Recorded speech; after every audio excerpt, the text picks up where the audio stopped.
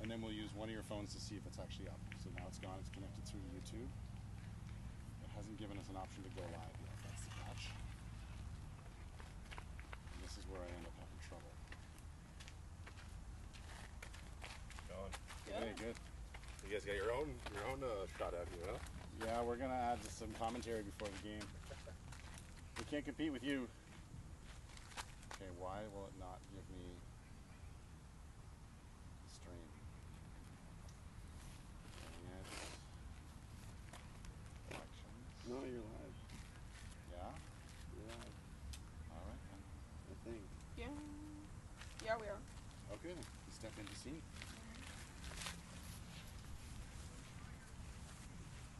Stand just a little bit higher. Yeah? Why do I sound so weird? There's a 15-second delay. So on your phone, Wes, can you see how many people are watching? Yeah. Does it show viewers? Because we'll wait until we've got a few. Let people. It says 5. 5? Right on. Alright. You got feedback? 4. 4 now. 5. What is your sheet? Oh, I just had some things I'm gonna just some notes and stuff. Just so I can explain the bracket. Yeah, see, I couldn't do that because I knew I'd. Did you see the comments last time, Dad? Your comments? Yeah. You did? Were they like on here? Yeah, when we use Prism, the comments come on the screen. They won't come on for Sports Room. Why didn't you say anything? I said the comments. Alright. You want to start it? We'll say hello and get going. Sounds good. Alright, good morning, sports fans. Good morning, Blues fans. I'm Jeff Powell. Thomas With me, Cerviera. Thomas Cerviera. Fergus is my son, Fergus on the South Ottawa Blues. James, my brother, also on the Blues, and so Welcome to Oakville. We are here for the Provincial Championships for the major all-star level. We are at an absolutely beautiful facility. it's wonderful. You can see that there's a team out there watering the infield. The dirt looks like the official dirt from the major leagues, brought in from South Georgia. I don't know that it is, but it sure looks great. They've got a warning track, beautifully manicured infield, and the boys are super excited. Okay. So I guess we'll give you a little chat before the feed. The most important thing is to tell you that the Oakville Little League has provided a streaming service with very high end. A behemoth of a camera for that is a very, very nice camera. Yeah, so we've got that, and then over on the right side, left field, I should say, first baseline, third baseline, there's cameras that'll be panning and giving cut shots, as well as behind the plate and commentary. So we can't compete with that. We're going to give you a little pregame show. That's right. For the tournament, just make sure that we can still talk to the Blues fans and give a not impartial segment of a broadcast. As Oakville Little League, the announcer, obviously from Oakville, so very impartial, and so you won't hear the amount of cheering coming from us, and definitely some of the more South Ottawa aspects of the game, but the camera quality is very, very good. So we'll announce this a couple times. To find that, you're going to get it at youtube.com// at Oakville Little League. youtube.com/@ Oakville Little League. And then you'll find various links for scheduled events, and you can pick the one that's on today and 12. You'll see it live. So the 10-minute warm-up being announced, so that gives us 20 minutes. about 20 minutes to try to fill you in on what's been going here in Oakville and what to expect today. I'll put the link in the chat for the stream. All right, and someone, Wes, who's filming for us today, Wes, my son, has put the link in the chat if you're on a device. You can see the chat. It's hot. Let's talk about that. It's very hot. It's there's a heat warning across the southern half of the province, like there would be in Ottawa, but it's just a few degrees warmer here. Currently around 30 to 35 degrees. Plus humidity gets us closer to a 40-degree humidex. Yep. There is a bit of a breeze at the moment, so that's going to give some respite. That is nice. And so the boys arrived with their families mostly yesterday through the day, with one last arrival this morning, hitting the road probably at 5 or 6 o'clock in the morning to get here. Reed? Reed rolled in Yeah. with lots of time. They were at the hotel by about 10 o'clock this morning. Last night, we gave you some background. The boys were invited to a meet and greet and got to examine the field, get on the turf and feel out the dirt. Served up some hot dogs and water, and just got to hang out with some other baseball kids. 100%. Definitely, everyone kind of stuck to their own teams. Not much mingling around the Kind ballpark, but of a high school dance Yeah. mentality. And then after that, back to the hotel for some fun, but nothing too rambunctious. A little bit in the pool, a little bit of let's say synthetic WWE happening Yeah. on the beds. But the boys had a good time, and I think most of them were in bed by a good hour and up this Yeah. morning for a nice breakfast. I thought we could also go over a little bit about how we got here, just as a reminder for parents how this is structured and grandparents tuning in, what the divisions are like, and who we're going to face today. So we'll give you some Yep. backgrounder, and then Thomas is going to give you some of the insights and the tips to watch for today. So from my understanding, and all of this could be wrong for people with Yep. more expertise than me, what we're looking at is across Canada, let's start at the world. Worldview. Yeah. Worldview for Little League. World Little League has regions, and in those regions you'll find Canada, Asia Pacific, Euro, Middle East, Latin America, and then 5 regions within the United States. So Canada gets a region, Yep. which means we will be sending a team to the Little League World Series. Williamsport, Pennsylvania. Last year, that team came from BC. And Canada doesn't typically fare too well at the Little League World Series, usually out in about 2 or 3 games, but it's about the experience when you're there, not really how well you do. Right. So mentioning BC, so that would be a team that the winner of this tournament would face. The divisions across Canada are BC, Alberta, Yeah. the Prairies, Ontario, Quebec, and Atlantic, which have New Brunswick and Nova Scotia leagues within them. So the winner of this will be going to Victoria for those national championships. And to explain Yeah. how we got here and who we're going to be facing, the districts within Ontario include the Golden Horseshoe, which is the largest, Yep. 8 leagues within the Golden Horseshoe district. So they faced off, and High Park will be representing them. Yep. Ottawa West is district number 2. They're and- not here. No, but Ottawa West is the name of the Yeah. district. Oh, it is. The district. So East Nepean is representing Ottawa West district, not the Ottawa West Twins, No. which the team is named Yeah. after. It's just similar to It's the district. complicated, but Yes. Twins lost in the finals against Nepean, and kind of a upset in my books, as I think West definitely has a stronger top of the lineup, but Nepean is a more deep team. So it kind of makes a bit more sense that they got here. Right. Number 3 district is Thunder Bay, which has 2 leagues within it, and it's Westfort that has won the chance to be Is here. it Westfort or Westport? I think it's Westfort. I think you're right. The Westfort Westfort. Internationals. Yeah. District 4 is Timmins, just 1 league, so I guess they get kind of a ticket here. Yeah. By Free putting for them to together get here. all-stars. Windsor is Yep. a district. They have 4 leagues within their district. And then there's Ottawa East, which you is- are very familiar with. Yep, that's us. We won the district. 5 leagues technically within that district. We took it this time. St. Lawrence has 6 leagues within it, and the winner of that league is here. And Ottawa Valley is the 8th and final district with 6 leagues within it.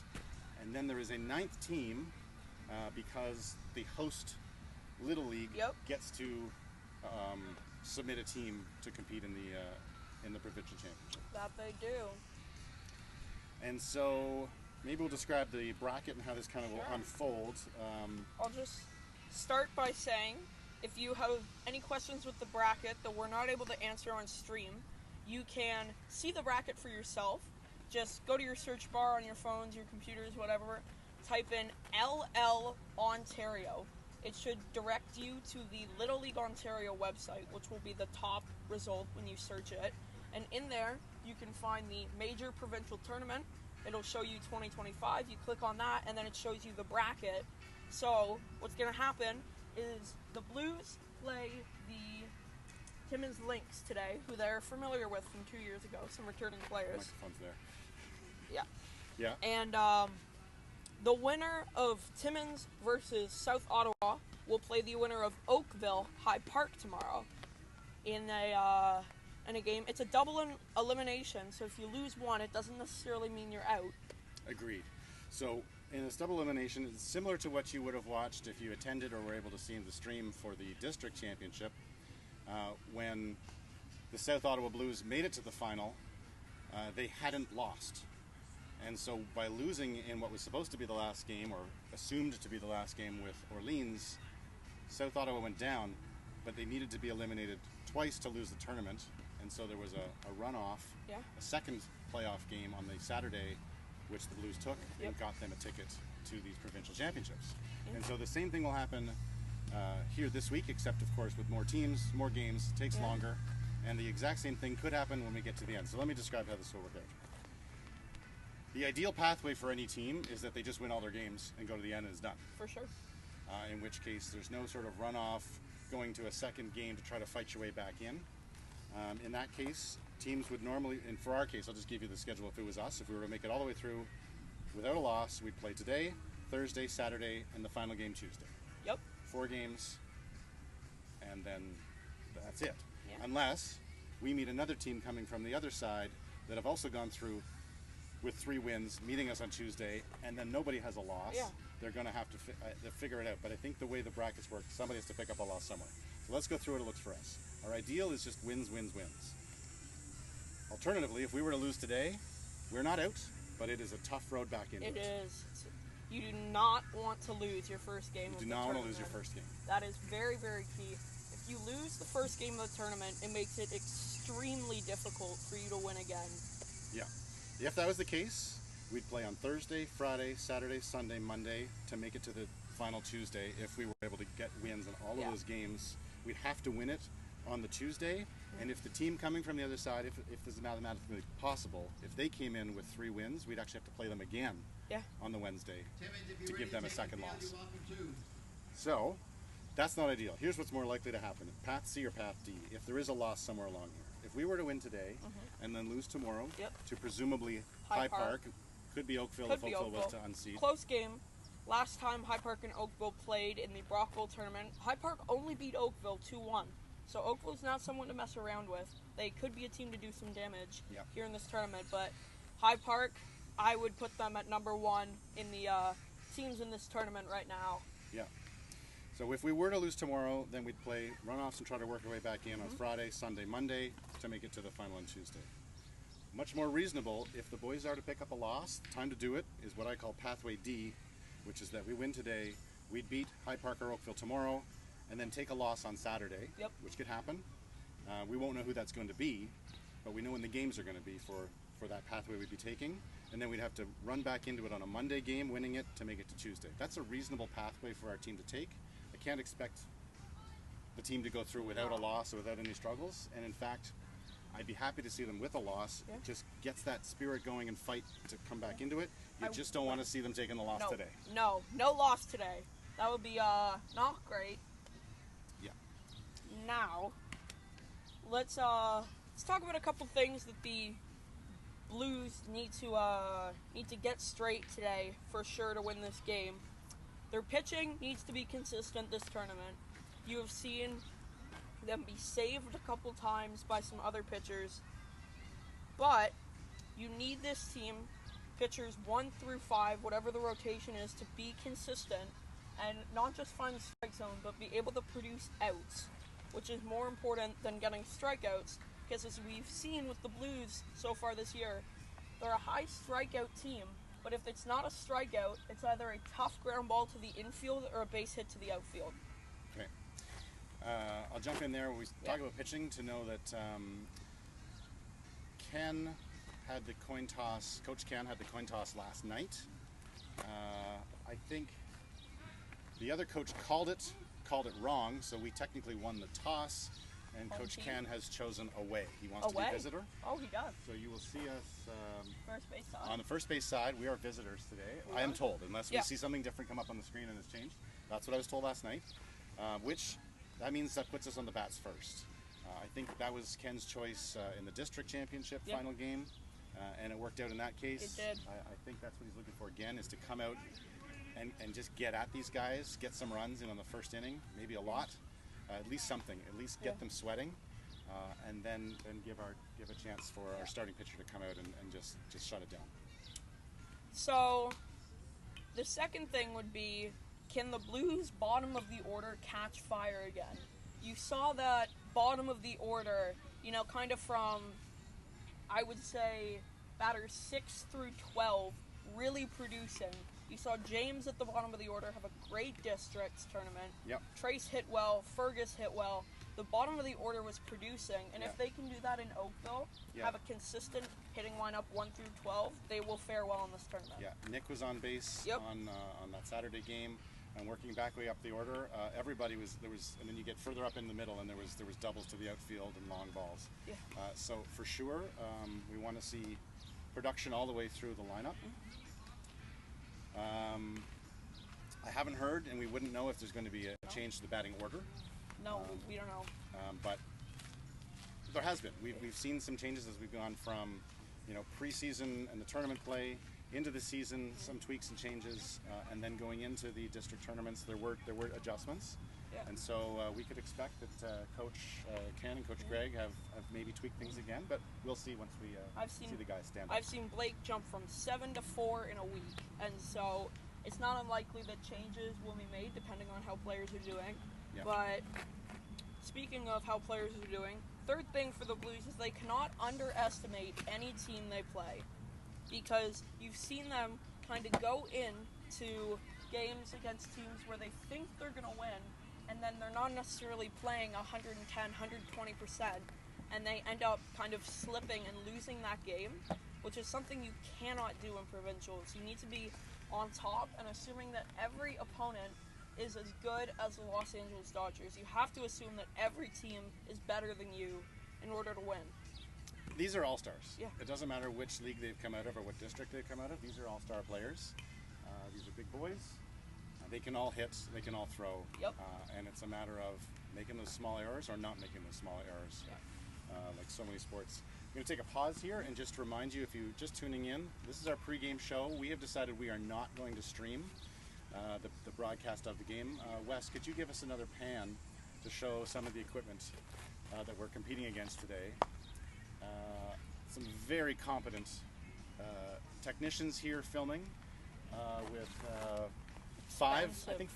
four different camera angles at least, maybe 5. You got one behind the plate, one third base side, one first base side, one in center field, and then I wouldn't be surprised if they had a drone, I'm going to be honest. But I see some dragonflies out there. Maybe those are miniature drones at this point. You also see, if you're going to watch the broadcast today, which we hope you do, there's a new commentator. He's very good. Yeah. And so that is at youtube.com/at Oakville Little League. youtube.com/at Oakville Little League. You'll find the events there, and you'll find the one that's live. If it's not live already, it will be in a matter of minutes. So we're not going to compete. We'll give pregame and wrap it up here in probably about 3 or 4 minutes. Yep. You can see the Timmins Lynx have been on the field for a while, taking their fielding warm-up, and our boys staying cool, frankly. Yeah. We're okay here in the shade, and our boys in the dugout, they're going to be okay in the shade, but it's a hot one today. More keys to the game from you, Thomas? I have one more, and I'll say one more thing before we get to that. If you haven't already, make sure to follow the Major Provincials Oakville Little League Instagram account. That'll give you everything you need to know regarding who's playing when you can tune in, all the different stuff. They keep very on top of it there and post frequently, so make sure to follow them and check it out regularly so you can keep on top of what's happening. Yeah.